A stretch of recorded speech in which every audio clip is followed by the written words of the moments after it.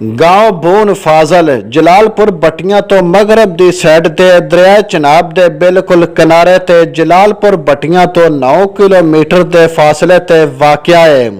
ये कानूगोई कसीसे ते थाना जलालपुर बटियां ते यूनियन कौंसल खुते शाह विच शामिल है।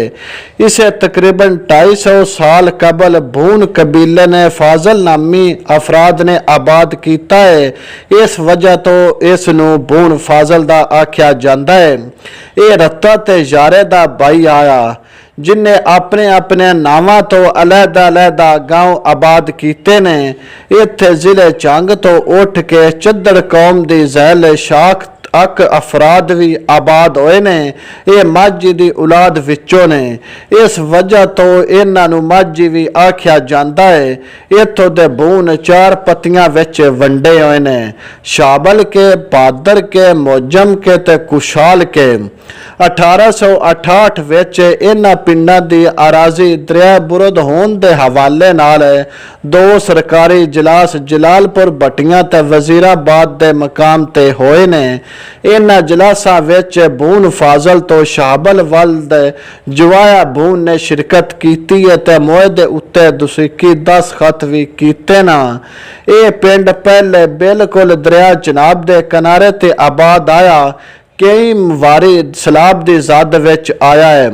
1973 विच सैलाब तो बिल्कुल तबाह हो गया सी। साडा पहला पिंड बून फाजल दरिया की नज़र हो गया था। असी साडे वडेरियां ने अपना पिंड बाउंडरी दे उत्ते फिर दोबारा आबाद किया।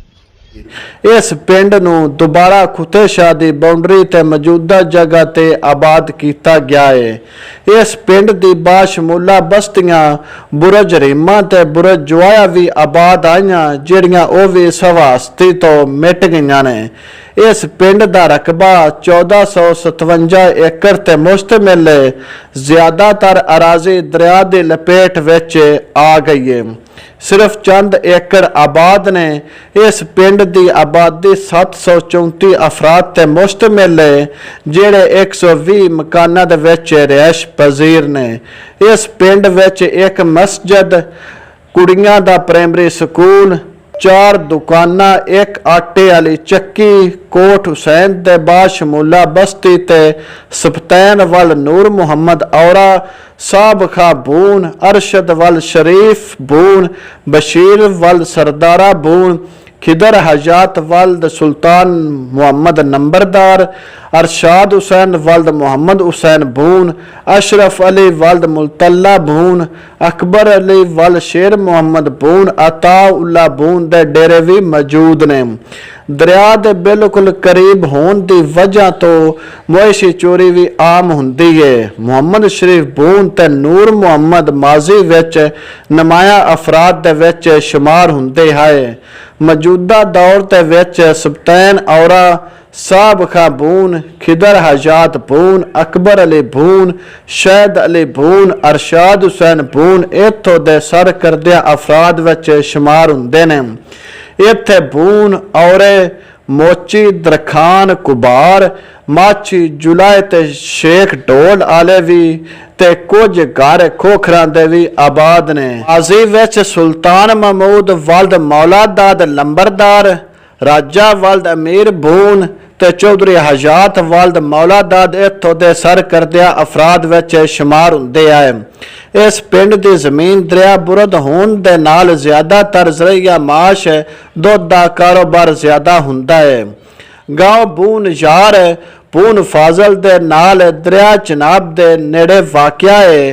ये कानूगोई खसीसे थाना जलालपुर बटियां ते यूनियन कौंसल खुते शाह विच शामिल है। पिंड नूं बून कौम दे यारे ने 250 साल पहले आबाद किया है। इस वजह तो इस पिंड नूं बून यार आख्या जाता है। बून फाजल ते रत्ते दा भाई आया। वक़्त दे नाल नाल इस दा रकबा दरिया चनाब दी लहरां दी नज़र हो गया है। बून यार दी आबादी नाल दिया पिंडा विच जाके आबाद हो गए ने। 1868 विच दरिया बुरद होने दे हवाले नाल सरकारी इजलास जलालपुर बटियां दे मकाम ते होया है। ਉਹਦੇ ਵਿੱਚ ਹਾਜੀ ਵਲਦ ਲਤੀਫਾ ਬੂਨ ਨੇ ਸ਼ਿਰਕਤ ਕੀਤੀ ਹੈ ਤੇ ਮੁਆਹਦੇ ਉੱਤੇ ਦਸਖਤ ਵੀ ਕੀਤੇ ਨਾ। ਇਸ ਪਿੰਡ ਦੀ ਹਦੂਦ ਵਿੱਚ ਸਿਰਫ ਚੰਦ ਘਰ ਤੇ ਚੰਦ ਅਫਰਾਦ ਆਬਾਦ ਨੇ। ਇਸ ਪਿੰਡ ਦਾ ਰਕਬਾ 1088 ਏਕੜ ਨੇ, ਜਿੰਦੇ ਵਿੱਚ ਜ਼ਿਆਦਾਤਰ ਦਰਿਆ ਬੁਰਦ ਹੋ ਗਈ ਹੈ। ਕਿਆਮ ਪਾਕਿਸਤਾਨ ਦੇ ਵਕਤ ਇਸ ਪਿੰਡ ਵਿੱਚ 30 ਘਰ ਤੇ 100 ਅਫਰਾਦ ਆਬਾਦ ਆਇਆ। ਸ਼ੌ ਵਲਦ ਜੱਲਾ ਬੂਨ ਨੰਬਰਦਾਰ, ਅੱਲਾ ਦਿੱਤਾ ਵਲਦ ਕੁਤਬ ਬੂਨ ਤੇ ਆਮਾਲ ਵਲਦ ਅਹਸਨ ਬੂਨ, ਅਸ਼ਰਫ ਵਲਦ ਗੁਲਾਮ ਮੁਹੰਮਦ ਬੂਨ, ਅਨੈਤੁल्ला ਵਲਦ ਬਾਤੇ ਖਾਂ ਬੂਨ ਇੱਥੋਂ ਦੇ ਸਰ ਕਰਦਿਆਂ ਅਫਰਾਦ ਦੇ ਵਿੱਚ ਸ਼ੁਮਾਰ ਹੁੰਦੇ ਨੇ।